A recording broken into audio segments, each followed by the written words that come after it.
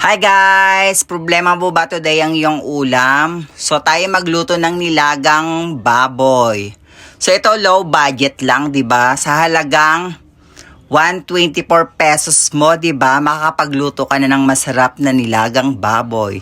Magpakulo ka lang ng isang tabong tubig at ilagay mo ang karne para palambutin at itong sibuyas at sili. Then magad ng paminta, sprinkle ng asin at saka aji, 'di ba? So sa halagang 124 pesos mo, 'di ba? Makakakain ka na at ang iyong asawa.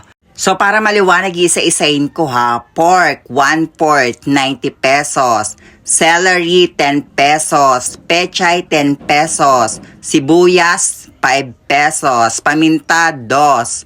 Sili, 2 pesos. Aji, 5 pesos. O diba, lagyan mo na isang tabong tubig.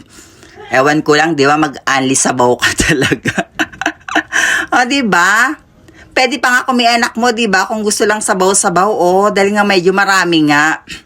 Tsaka ang lasa, diba, talagang plakado. Tsaka yan pa yung talagang mga original na totoong nilaga, diba, na walang kung anik-anik na inilalagay. Aba, kung ikaw na problema today, aba, pumunta ka na sa malapit na talipapa at bumili ka na niyan. O, diba? Sa halagang 124 pesos mo, diba? At baka kung mahina-hina pa kayo kumain ng ulam, diba? Baka hanggang hapunan nyo pa yan. Diba? Kasi marami siya pag naluto mo siya. O yan, o, diba? Dahil nga nagda-diet ako. So, yung isang mangkok niya, binigay ko doon sa kapatid ko, diba? Diba? Ang ulam mo talagang masasolve ka sa nilagang yan. Promise.